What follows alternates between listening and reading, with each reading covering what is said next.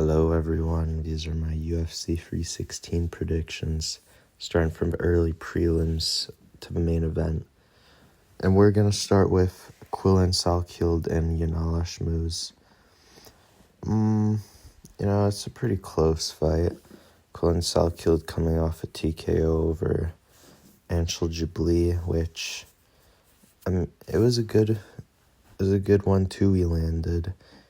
Dropped Anshel and then they stopped the fight. It was a pretty early stoppage, but he's got some nice power. It was early in the fight, so it's easier to knock your opponent then, but I'd say he's got more power than Yanal Ashmouz. Actually, well, he's got more range for sure, but Ashmouz, he knocked out Sam Patterson, he's actually a pretty good fighter, but he's a lot better at welterweight, and that was at lightweight. So I know Yanal Ashmouz is coming off a win over Trevor Peak, but he kind of just clinched up with him. He didn't really want to stand him bang. So I'm gonna say Quillan Salkilld probably keeps the range, and he defends most of the takedowns. And I just think he's gonna land the better shots, more crisp. I'm going with Salkilld by decision. Jeka, Saragih, and Joosang. I'm probably going to go with Joosang because looking at Jeka, Saragih's history, there's a loss to Dvalishvili by finish.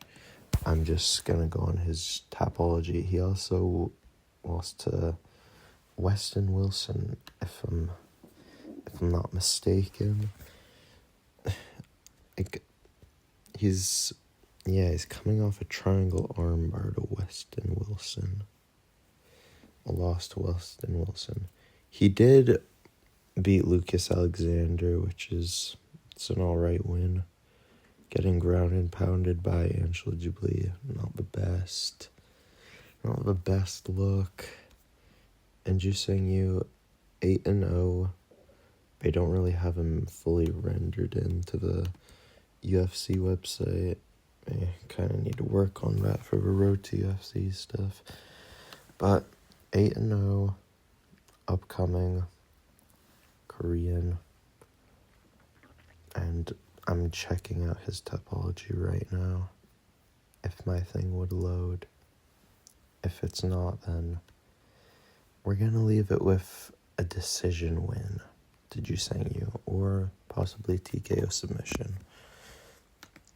But now we're going to move on to Ariane de Silva versus Wang Cong. I'm going to go with Wang Cong. More impressive striking to me. Ariane de Silva, actually, she was doing pretty good on the feet versus Jasmine Dvalishvili, but didn't have anything for the takedown really, and just got submitted by an arm triangle.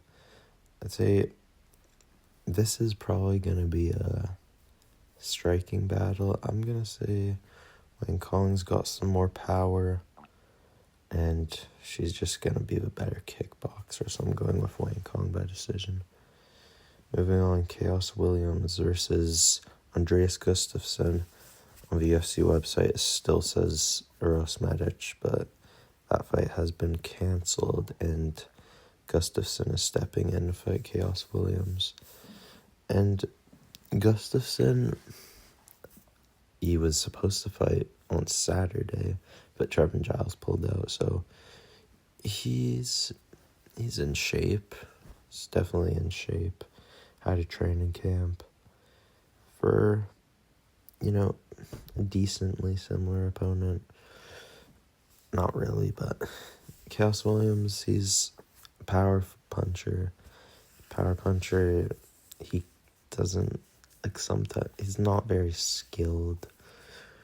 If he knocks somebody out, then we'll be like, wow. But if he doesn't, then he doesn't look that great. In his last fight, he got Darce choked by Gabriel Bonfim, which, Bonfim's alright. And then Yeah, he got his takedowns, but he was getting up. Eventually got caught in a Darce. Is Gustafsson putting him in a Darce? I don't think so. He's going to knock out Chaos Williams. I also don't think so.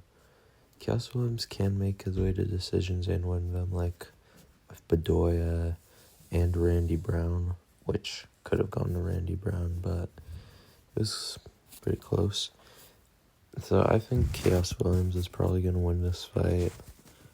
I'm going to say he gets it done by decision or TKO in the later rounds. And now let's move on to Serghei Spivac versus Waldo Cortes Acosta. I'm going with Serghei Spivac. I just think, he can be knocked out. It's one of his weaknesses, maybe his defense, but he's a lot faster than Waldo. And, Waldo's got some pretty fast hands, but I'm saying Spivac is a little lighter on his feet, and Waldo, he's pretty prone to getting leg kicked, just the way he stands. Not the most power, but I don't think Serghei's knocking him out either. Serghei's just a much better wrestler. That's where it is. He hip-tossed Jailton Almeida. That is insane. I know he was getting reversed by Almeida, but he also reversed, and then it was a TKO at the end of the round, which was a pretty early stoppage. He's not going to die to punches on the gloves. So, yeah, and Waldo is not reversing position like Jailton Almeida. That is just the truth. So, I say Spivac is gonna probably get a single leg up against the cage and get a TKO finish or a submission. I'm probably leaning with an arm triangle. So I'm going to say round 1 sub by Spivac. Next we got Azamat Murzakanov versus Brendson Ribeiro. Another pullout here. This was supposed to be Johnny Walker and Murzakanov, but Walker had to withdraw for some reason. Don't exactly know what it is, but Murzakanov versus Ribeiro, I'm going to go with Murzakanov here. I know Ribeiro is pretty dangerous and has a good reach, pretty tall, 6'3", I think, with around an 80-inch reach or 78. Pretty long reach. Murzakanov, he's a bit on the shorter side, 5'10", light heavyweight, with a 71.5-inch reach, but he is light on his feet. He doesn't look like it, for sure, but he's powerful and he is fast. I think it's kind of overwhelming speed. It's unexpected. So I'm going to say Murzakanov probably gets a knockout here. I'm going to say early in the fight, round 1. Ribeiro can be dangerous, but Murzakanov, he also has a takedown threat. But I'm going to say something like a jab feint, right hook, and gets the left straight through and gets the job done. So I'm going with Murzakanov by KO in the first. And now let's move on to our prelim headliner, Bruno Silva, Joshua Van. I'm going to go with Joshua Van. Just, not the most powerful fighter. Bruno Silva is definitely a lot more powerful. Caught Cody Durden, which was a good comeback win. And Joshua Van, again, not the most powerful, but the boxing is very good. Fast, good combinations, rips to the body, I like that. I really like that, and yeah, I think he's gonna just outbox Bruno Silva to a decision with some hairy moments, because Silva's got some power. Also, Joshua Van, he has pretty good defensive grappling. He can shoot offensive takedowns, but takedown defense is really good. So I'm gonna say Joshua Van gets this one done by decision. And now we move on to the main card. Vicente, Luque, Kevin Holland. Holland's a favorite, minus 225. You know, I could see why. He's coming off a win over Gunnar Nelson, and he is a little younger, and Luque, he is coming off a win over Temba Garimbo, but before that it was a Buckley loss, and he kind of just let himself be TKO'd at the end. He took a lot of damage in the Jeff Neal fight. Doesn't really take shots the same way as he used to, but I feel like that could be negated by some grappling from Luque. I know Holland is very tall, 6'3", and an 81-inch reach, which is very good.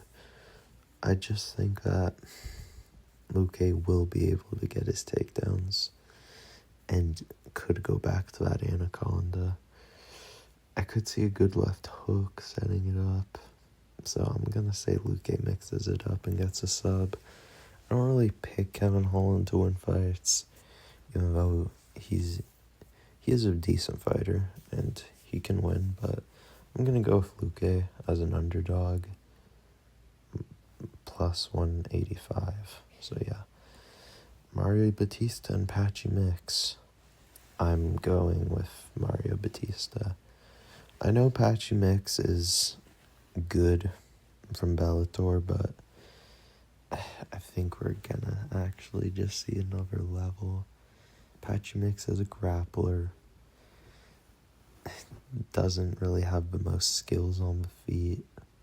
Mario Bautista, he's pretty good on the feet. He was actually outstriking Aldo in the first round and then kind of held him up against the cage in the third round, which was not nice to see. But anyway, I think I'm going to say he's a lot better on the feet, and he will be able to defend the grappling of Patchy mix. So I'm going to go with Mario Bautista by decision here. And now let's move on up the card to Kelvin Gastelum, Joe Pyfer as a featured fight of a pay-per-view in the Big 25. I'm gonna go with Joe Pyfer. Kelvin Gastelum just, he can win, but he beat D-Rod in his last fight, but that was after he missed weight by 15 pounds and had a 15-pound edge over D-Rod and kind of just laid on him with some moments on the feet. Joe Pyfer coming off a win over Marc-Andre Barrios. Man, that was pretty expected knockout at the time, but he made a statement with that one. Before it was a fraud check with Jack Hermanson. And, Kelvin Gastelum out-grappled badly by Sean Brady. I know Sean Brady's really good, but Gastelum didn't really have much success. Kind of fearing the takedown and couldn't really do it well on the feet. And with Pyfer, it is not just the takedown threat he has, but the power. So what I'm going to say is I think Joe Pyfer is probably going to hurt Kevin Holland and then submit him. I said Kevin Holland, I meant Kelvin Gastelum.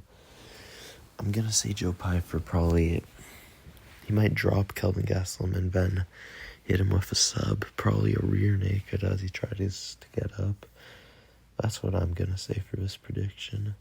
Going off Joe Pyfer by submission. I'll say round 1 or 2. Now let's move on to the co-main. Juliana Pena, Kayla Harrison. This is actually kind of tough to predict because although Kayla Harrison does have a major strength advantage and probably better wrestling, and better judo, probably more chances for a submission as well, and ground and pound. There's the strength advantage of Harrison, but Pena's got some experience. She's been 5 rounds. She's fought Nunes, had to come back against her.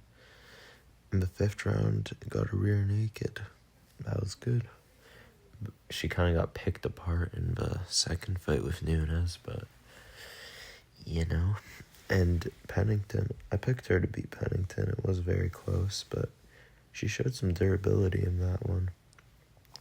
Ate some head kicks, some good punches.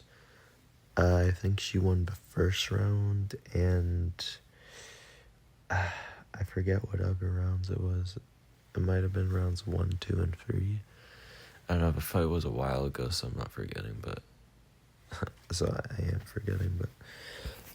You know, Gayla Harrison coming off a win over Kelvin Vieira, and, you know, she wasn't doing that good at the start.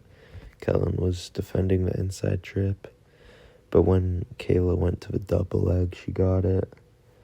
Then Quillan landed some good elbows on her. But if Kayla Harrison is able to just double leg Kelvin Vieira like that, who did show a lot of strength versus Macy Chasson, but I'm going to say this is just another level of strength from Kayla Harrison. I mean, you can see from her physique, but she's just going to be a lot more powerful in there. Not powerful, but explosive. Maybe she won't last as long, but I think she can probably get Pena out of there in the first couple of rounds. I'm going to say she gets a good takedown and probably some ground and pound, some elbows to a submission. That's what I'm going to say. I know it's actually not a very risky prediction. She's a minus 625 favorite, which is kind of crazy. So if you're willing to spend some, then you could go with a Pena upset. But I'm going to go with Harrison. Safer prediction. A lot stronger, just doesn't really have a cardio advantage. So that's why you could go with Pena, but I'm going to go with Harrison by finish in round 1 or 2. And now let's move on to the main event. Merab Dvalishvili and Sean O'Malley 2. So I watched the first fight back about a week ago, and you know, round 1, Merab clearly won in my opinion. O'Malley was winning at the start, but then Merab got takedown and a lot of control at the end, some good knees to the thigh, some ground and pound mixed up. Round 2, he dominantly grappled O'Malley. Round 3, that was when there were more moments on the feet from O'Malley, and he won that on damage. Round 4, that was when Merab had his best round, I think it was, and he actually hurt O'Malley one moment with an elbow, and O'Malley had to cover up. And round 5, that was when it was getting a little hairy for Merab. O'Malley was landing some good teeps to the body and some good knees. His right hands were getting through at times. And Merab spent the last 10 seconds taking him down and on top. And I'm pretty sure... Now, I know O'Malley had apparently a hip injury in that fight, but didn't Merab have staph infection? Maybe that explains why he wasn't a cardio machine. Well, he was, but not as much as in the Umar fight, which we saw. And he was even injured in that. I picked Umar to beat him, and I said it was going to be a very close fight, but Merab just drowned him in the last 3 rounds. Not really drowned. Round 3 was extremely close. It was extremely close, but rounds 4 and 5, that's when Merab was taking over, really. And O'Malley definitely does have more finishing potential than Umar. So the game plan from O'Malley, you're going to have to stand in range and blast deeps to the body and try to catch Murab with a knee as he comes in, or try and get some punches through. For Murab, he's going to have to work on some of that defense for Teeps.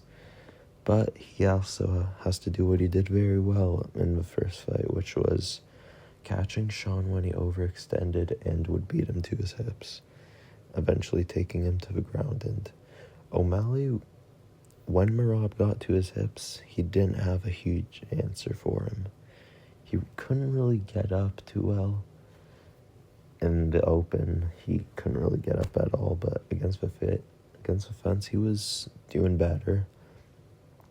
He was a little more reliant on submission attempts from the bottom instead of stand-ups, which he should be more focused on standing up this fight instead of throwing up a submission. But he should also do, as I said before, what he should on the feet. And Murab, man, blueprints are the same. There's a little difference, but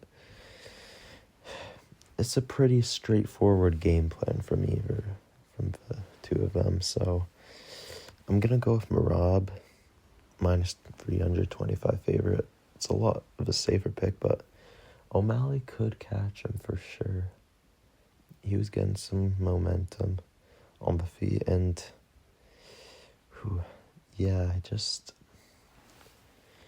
I think Murab's just going to be a little bit better this time, one step ahead.